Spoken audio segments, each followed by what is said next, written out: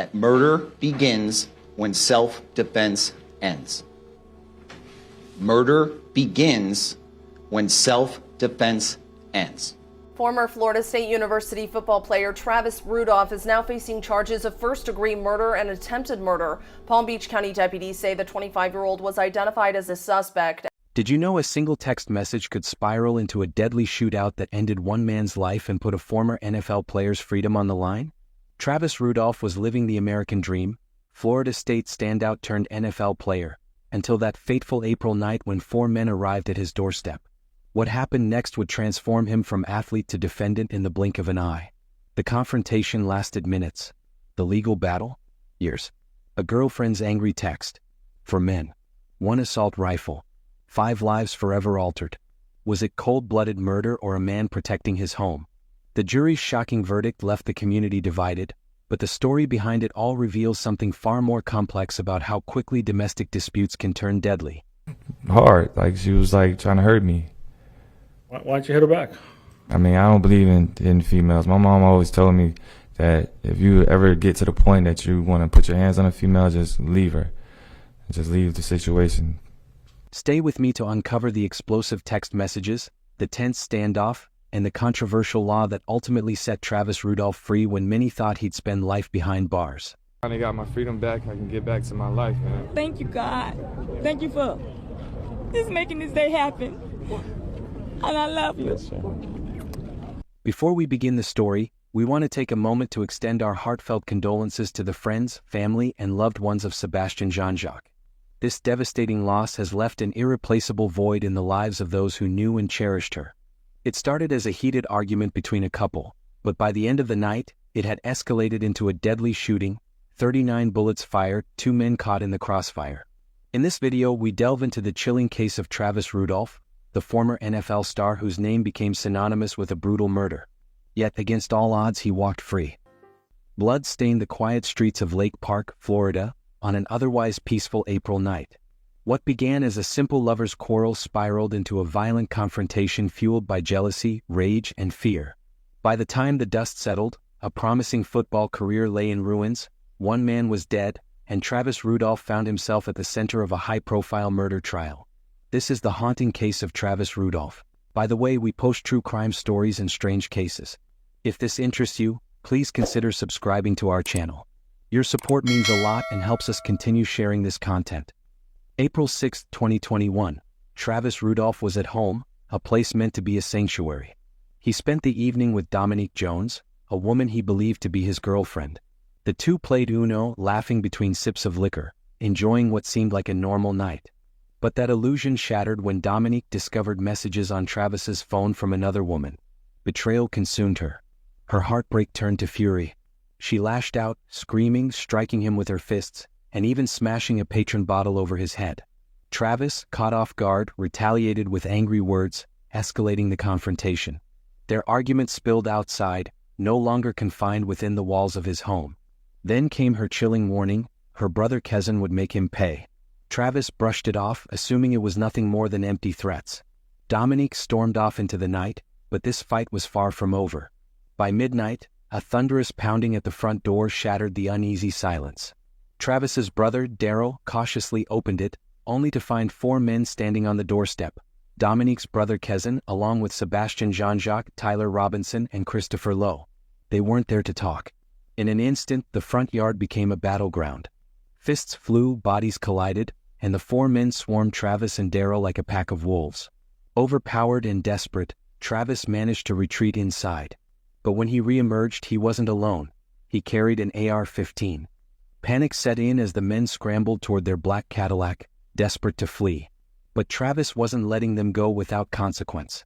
The night was shattered by rapid gunfire. 39 rounds tore through metal, glass, and flesh. The Cadillac lurched away, riddled with bullet holes, blood soaking the seats as chaos unfolded inside. They barely made it to a nearby gas station before the car gave out. Inside, Kevin frantically called 911, his voice thick with panic. Sebastian Jean-Jacques slumped in the passenger seat, lifeless. 10 bullets had ripped through his body. Tyler Robinson was critically wounded.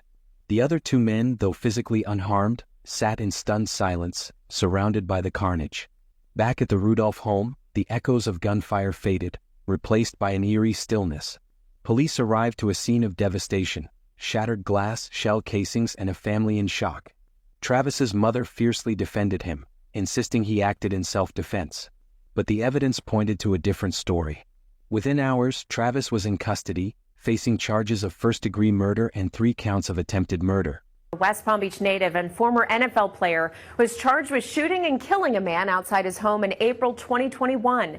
The question remained, was this a case of self-defense, or did Travis Rudolph cross the line into cold-blooded murder?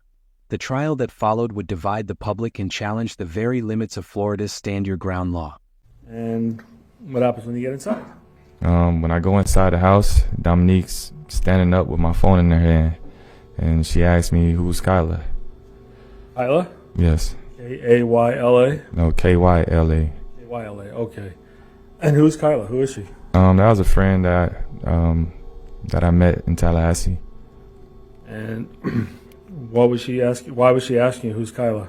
From my knowledge, she went through my phone and she seen me and Kyla texting each other.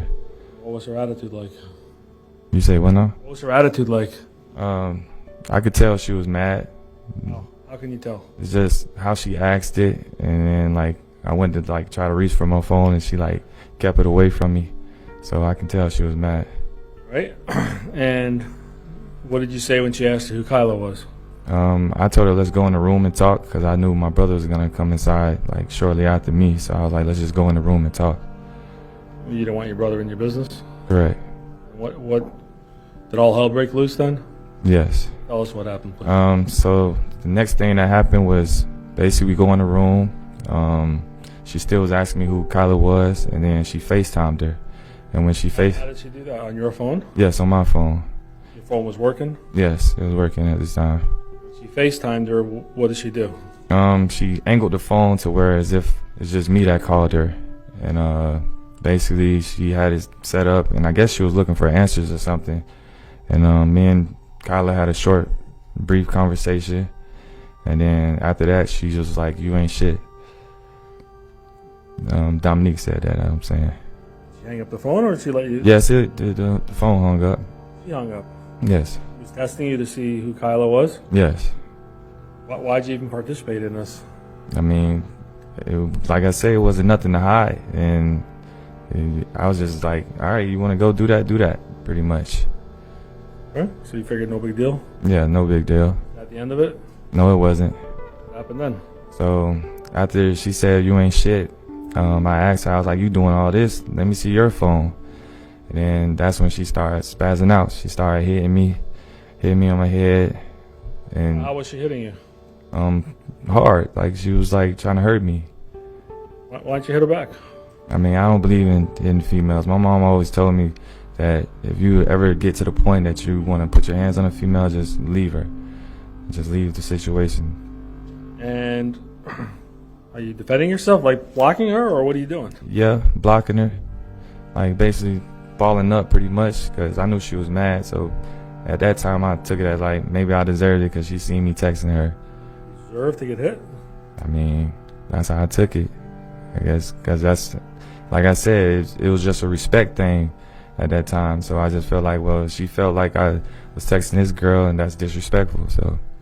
How about on Valentine's Day? Do you think you deserve to get hit then too? No, not that time. Why didn't you just leave her then? Like I said, I love hard, so her good outweighed the bad. That's just what it was. Thought. Yes. Before this nightmare, Travis Rudolph's name was synonymous with something entirely different: hope, talent, and kindness. Born and raised in Florida, he was a star athlete with an incredible future ahead of him. At Cardinal Newman High School, he dominated the football field, catching the attention of college scouts nationwide.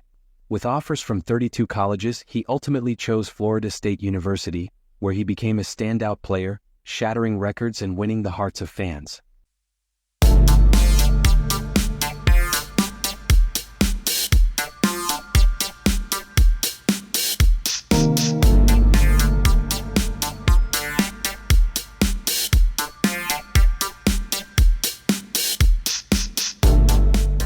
But Travis wasn't just known for his athleticism.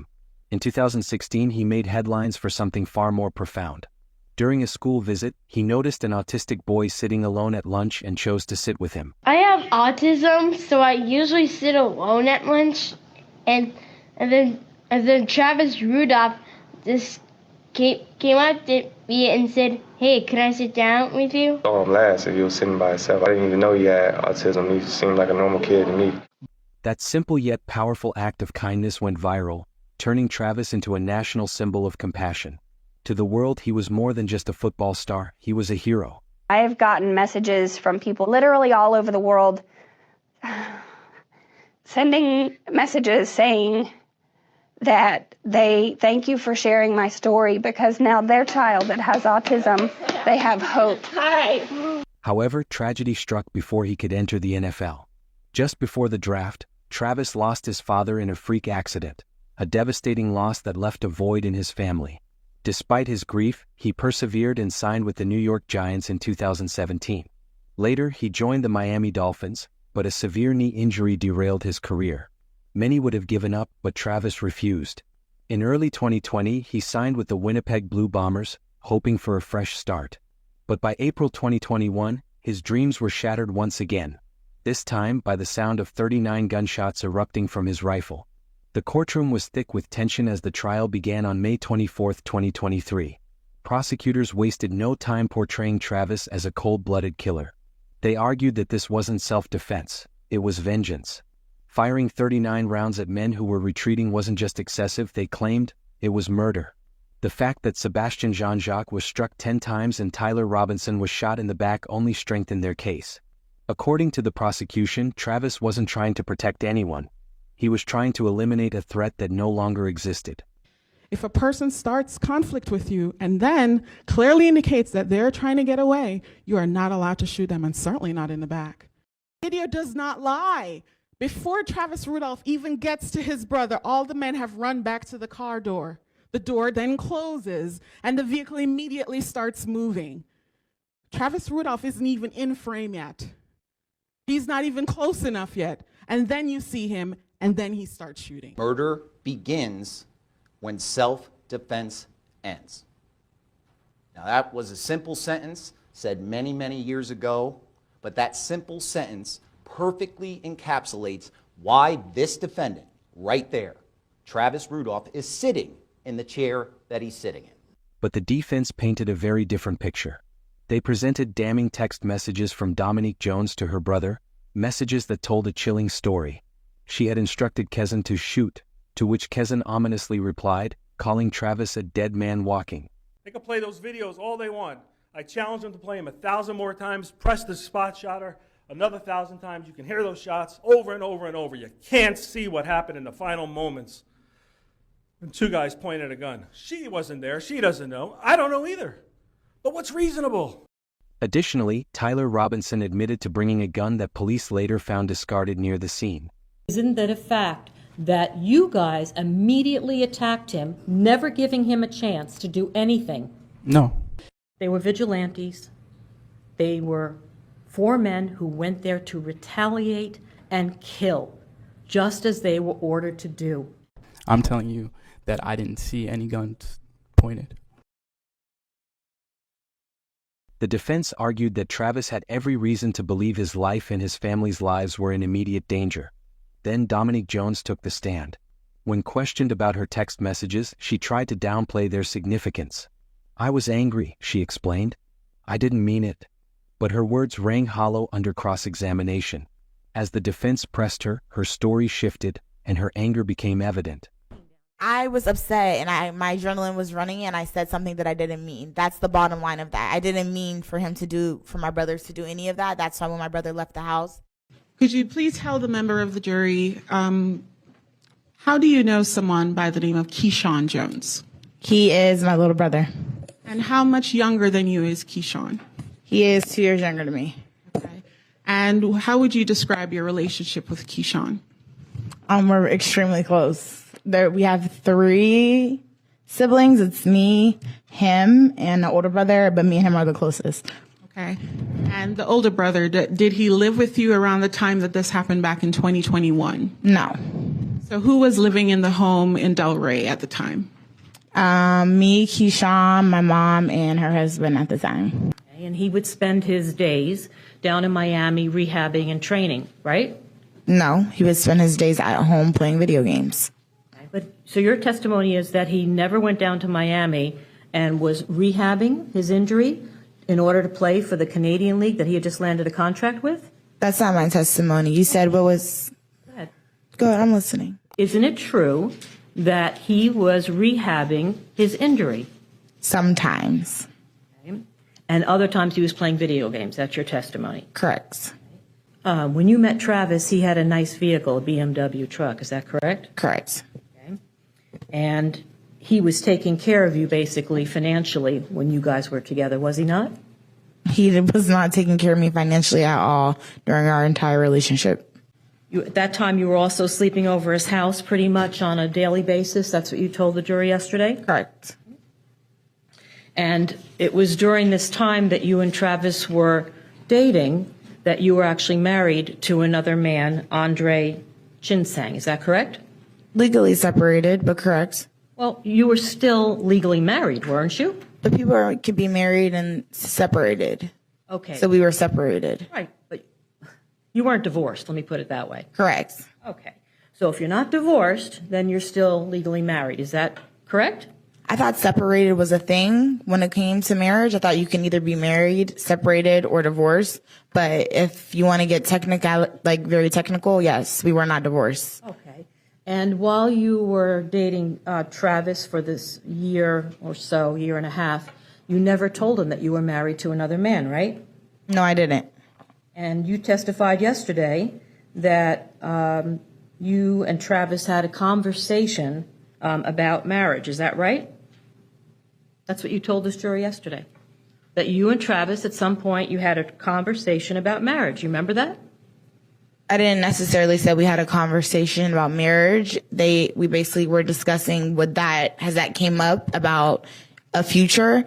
And I said things have came up that weren't that serious, but yeah, conversations were had. About marriage. That was your testimony. Not specifically about marriage, just about a future between me and him, kids, things, etc., stuff like that. Okay, so you're telling this jury today that you did not say yesterday on direct examination that you and Travis had a conversation about marriage. Is that what you're telling this jury? No, we had a conversation about that. Yes, we did. Okay. And you had a conversation with a man about marriage, and you're still married to Andre Chinsang. Is that correct? Correct. So you lied to Travis. You misled him, did you not? Travis never asked me if I was married. So you have to be asked a question in order to get an answer or to be told the truth? Is that what you're telling this jury? I'm just telling the jury that the conversation about me being married never came up, so I never spoke on it because I felt like it was not my personal business to speak on. Right, so what you're telling this jury is that unless somebody asks you a question, a specific question, you don't have to tell them the correct or honest answer. That's what you just told them. I'm not telling you guys that. I'm telling you guys that in relationships, you have a past. It might not be clean. It might not be the best past that you have, but I decided to leave the past of my relationship behind me. When I started dating Travis, I felt like I didn't need to disclose that because it had nothing to do with what me and Travis had going on. So you were talking about marriage and you're married. You never told him, right? Isn't it true you never told him? I never. No, he answered. Next question. Why did you want Detective Ema to know that Keyshawn had a concealed weapons permit? I wanted him to know because there was a shooting. Right, because your brother took his gun with him. And that's why you wanted Show me where my brother took his gun with him. Show it to me. But you're telling me something that you're asking me a question. I'm letting you know my answer. So if you don't have proof right in front of my face, then you can't sit here and tell me anything. I'm telling you. In that moment, the courtroom saw a different side of Dominique, a woman whose explosive temper may have set this deadly chain of events into motion. Next came Detective Emily Vanderlaan, the lead investigator. The defense wasted no time in exposing flaws in her investigation. They highlighted major gaps. Key witnesses were only interviewed for a few minutes, and crucial details were overlooked. Perhaps most significantly, despite Tyler Robinson admitting to carrying a gun that night, Vanderlaan failed to thoroughly investigate whether the four men had come armed and dangerous. The defense suggested this case wasn't about justice, it was about a rush to judgment. The most anticipated moment of the trial arrived when Travis Rudolph himself took the stand. His testimony was raw, emotional, and graphic. He described the fight, the punches raining down on him and his brother, the overwhelming fear as he scrambled inside. He spoke of seeing firearms aimed at him, of the sheer panic that gripped him as he made the split-second decision to defend himself and his family. "I just kept shooting until they weren't a threat," he stated. The prosecution pounced, hammering him with relentless questions. Why fire as the car was driving away? Why keep shooting when the immediate danger had passed? But Travis remained firm. In the chaos of the moment, he insisted he truly believed his life was still in jeopardy.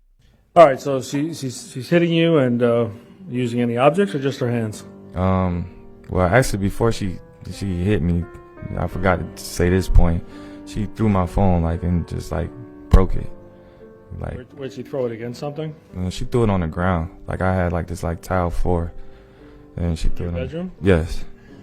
And did you pick up your phone? Yes, I picked it up and man, you really just broke my phone. And how do you know it was broke? I looked at it, the screen cracked, it's black and everything. You can't even open it. Couldn't see the screen at all? No light would come out? No. You know if it was still receiving calls? No, I don't know.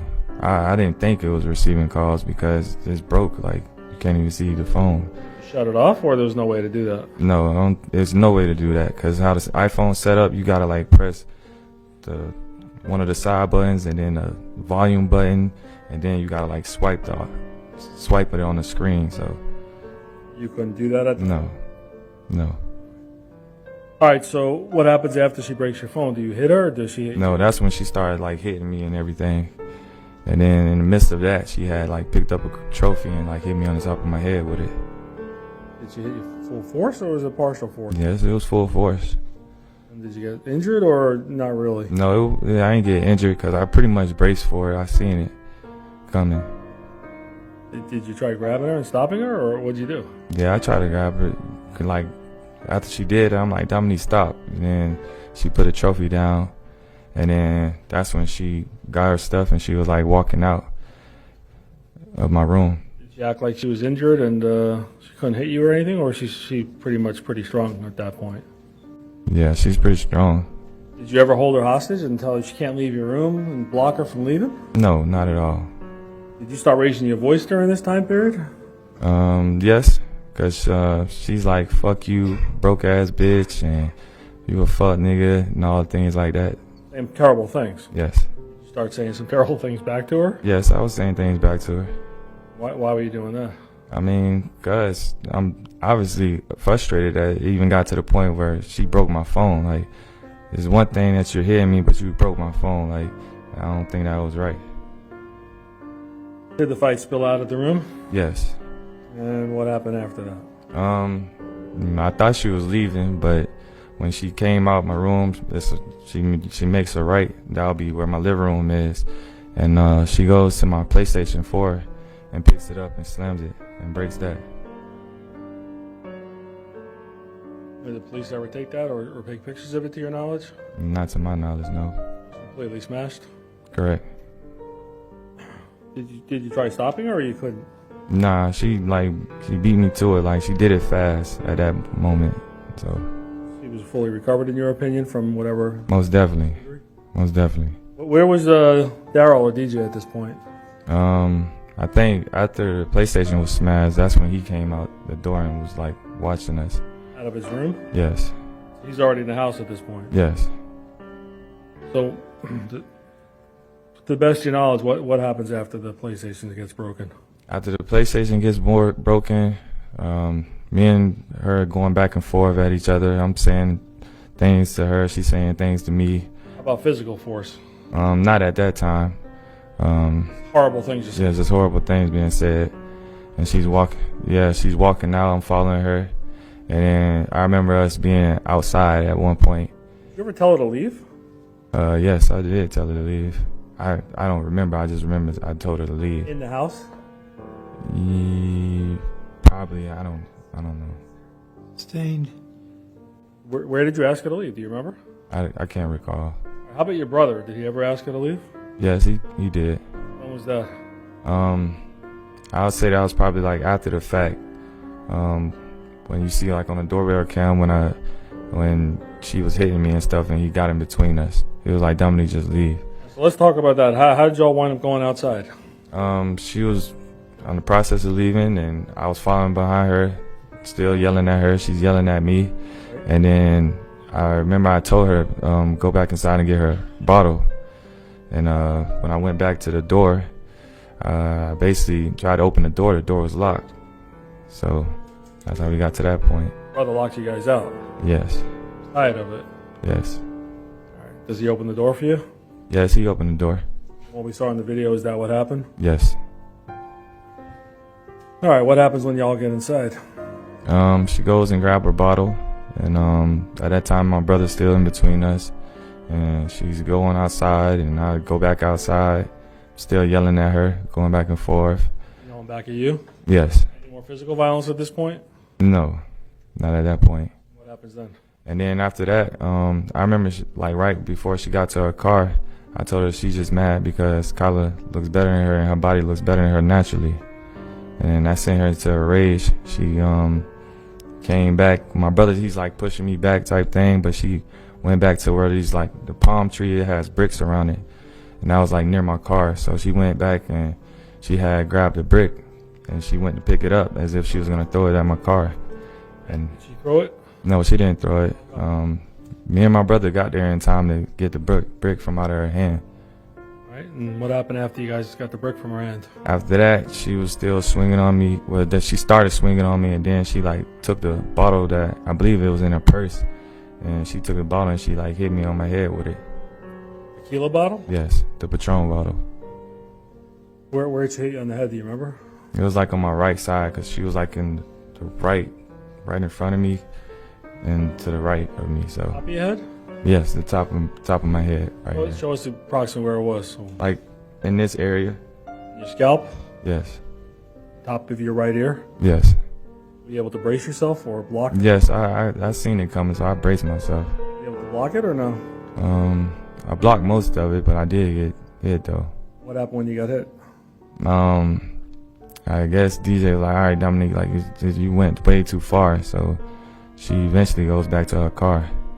DJ said what? Like, you went way too far, like, just leave. I'm telling you, Dominique, leave. Okay. Was DJ getting upset? Yes, he was upset. You know if DJ ever got hit while he was in the middle of you two? I can't tell you that. I don't know. Did you get hit numerous times that night? Yes. Did you ever hit Dominique at all? No, not one time. Try to restrain her from stopping to hit you? Yes, most definitely. And was your car window broken at that point? No. So your phone, your PlayStation, anything else broken that you remember? No, that was the only two things. Your heart, probably. Yes. And was this pretty much the breakup? Yes. That was the end of it? Yes, I thought it was the end of it. Before Dominique left, did she ever make any threats to you and allow it? Yes, she pretty much was saying, I'm gonna have my brother them to come over here and fuck you up and kill you. Like, that was just the gist of what she was saying. She ever talked like that before? No. F you up and kill you? No, she never talked like that before. Oh, but this night, before she left, she said that? Yes. How many times, do you remember? Numerous times. Did you take it serious? No, not at all. You wish you did? Yes. Any reason why you didn't call the police on her? Just, I love her, and like I said, I don't think it was that serious to call the police. I just felt like she was just upset and emotional, so I just felt like it wasn't no need to call the police. You didn't want to get her in trouble? No. She never paid for your broken items or anything like that, right? No. So did you figure that was the last time you were going to see her? Correct. Did she drive away? Yes, she drove away to my knowledge.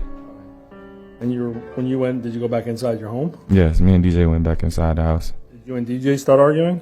Yes. What was that about? If I remember correctly, I believe he was like, man, I'm telling you, you need to leave that girl alone. She came to the mom's house. The case of Travis Rudolph wasn't just about a tragic shooting. It was about fear, perception, and the fine line between self-defense and murder. The jury's decision would not only determine Travis's fate, but also set a precedent for cases like his in the future. The security footage became a pivotal piece of evidence in the trial, with both sides interpreting it differently. The prosecution emphasized that the car was moving away when Travis fired, arguing that most of the shots were directed at the retreating vehicle.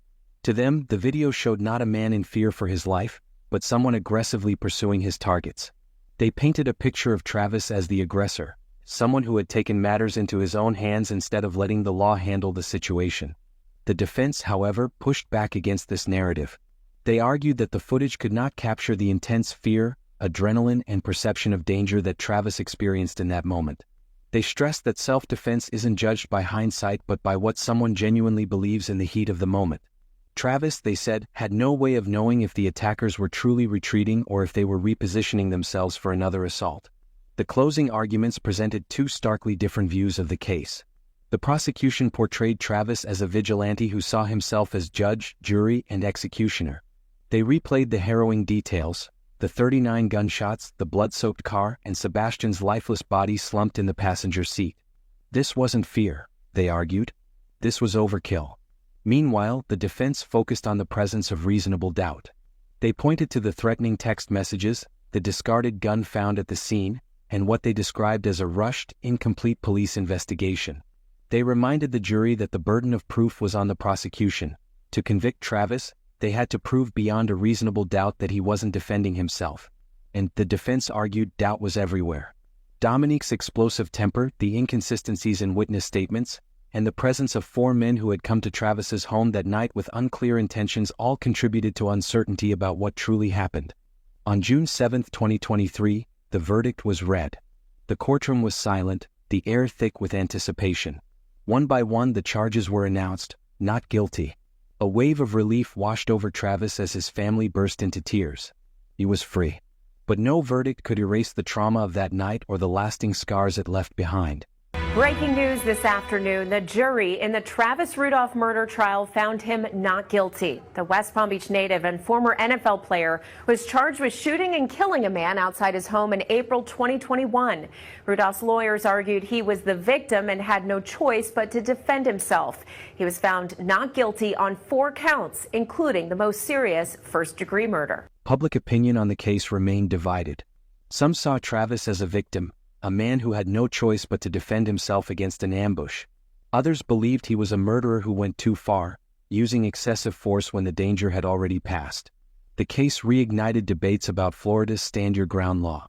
Critics argued that the law allowed people to justify deadly force too easily, while supporters contended that it protected individuals who genuinely feared for their lives. In the end, the Travis Rudolph case serves as a chilling reminder of how quickly emotions can spiral into violence. A simple argument between lovers escalated into bloodshed, forever altering the lives of everyone involved. And then there's the haunting question: what if Travis had been lying?